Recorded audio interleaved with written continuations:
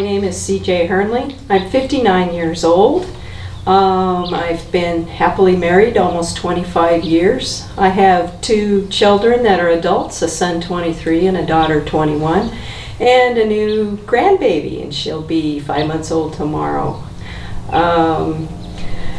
Why the wheel? What is my motivation for doing something like this? Well, first of all, it actually sounds like fun. I like intense. I like adventure. The timing is perfect in my life. I'm currently retired and free as a bird to do any and wild and crazy thing I can come up with. The premise, if I understand it, is surviving alone in the wilds. Honestly, this is something I'm good at already and have a fair amount of experience with. For examples, I would start with solo backpacking. I've been hiking and backpacking alone, starting with the Cascades in Washington State in my youth, right up to present day where I am now working on major portions of the Pacific Crest Trail. I usually do 100 to 300 mile segments on that, all in one shot. I prefer to backpack solo because it's actually easier. I can go at my own pace. I like to do 20-mile days. If I can hike fast enough, I don't have to carry a lot of weight and food, and backpacking becomes an exercise in joy and efficiency. The second example would be the fact that I have spent 28 years living in the Alaskan bush. Starting out with Dillingham, Alaska, which is fairly far north and has a very extreme climate shifts between winter and summer. And I actually lived in a cabin that I helped build for nearly 8 years out in a little place called Kanakanak on the outside of Dillingham proper. I've also lived remotely on a Fognak Island, which is an island off the coast of Kodiak. I raised salmon in a hatchery there. In our heyday, we once had 9 people out there. And that's where I had my 2 children when I was living out on a Fognak Island. We raised our family in Cordova, Alaska, which is a south-central fishing village. And that was a wonderful place to bring children up. It's considered a bush location because you cannot drive there. You have to take a ferry or an airplane to get into that particular fishing village. And once again, a wonderful place to raise a family. What do I have to prove?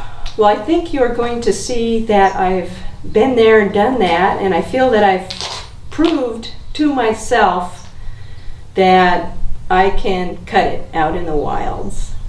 So if there's something left for me to prove, I guess it's to prove it to the rest of the world.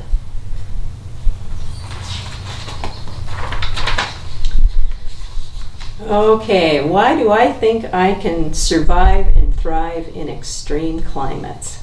Well, let's start with Alaska. Been there, done that. Once again, 28 years of Alaska. Probably the craziest thing I did was a cross-country ski trip. And the temperatures at night when we were camping out were actually hovering around 25 below zero. So I think that's the coldest I've ever slept out at. I've summited both Mount Hood and Mount Whitney, Mount Hood being Oregon's largest mountain involving climbing glaciers, and Mount Whitney actually last year, which is the highest mountain in the contiguous United States. So I certainly like to climb a mountain here and there. I've backpacked much of the Pacific Crest Trail. I have a home in California as well as Alaska. And I've been knocking that off in 100 to 300 mile segments, and that's been a lot of fun.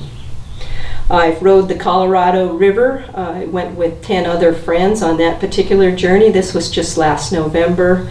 We rode 226 miles through some of the gnarliest whitewater you ever want to meet. That was just a really wild and crazy trip. It had everything. We were terrified. It was incredible.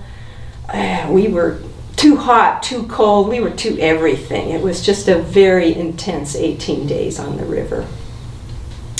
I fished 2 seasons for Alaska king crab out on the Bering Sea during the winter months in Alaska. I think it goes without saying that if you're on a boat and you're having to knock the ice off the decks with baseball bats, that's pretty cold and that's pretty intense. I've experienced 40-foot seas on one occasion, and I've been on a boat that actually rolled on its side twice during the king crab season. So I think, at least from my own point of view, that's about as an extreme condition as you can get. Okay, my strengths are my experience, my courage, which could be considered stupidity by some people. That's very, very debatable.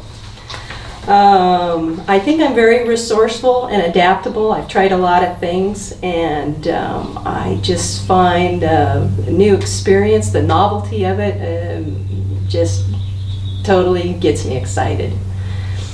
My weaknesses are, I think when you're talking about solitude, it's got to be boredom. I think that's the most dangerous enemy when you're out somewhere alone. You have to keep yourself busy. You have to set goals. You have to stay on task.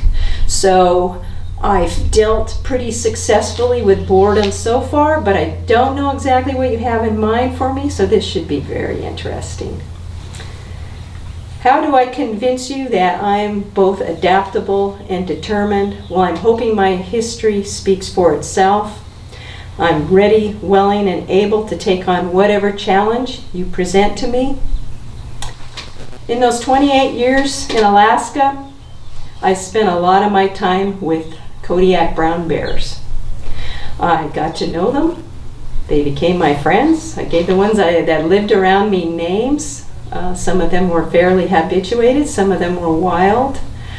I did everything in my power to learn everything there is to know about bears and how to safely cohabitate with those great big brownies that live on the coast of Alaska.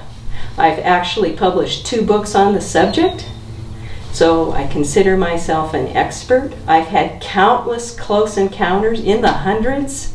I've experienced 3 charges in my lifetime and 1 predatory event. So I am well versed in the world of Kodiak brown bears.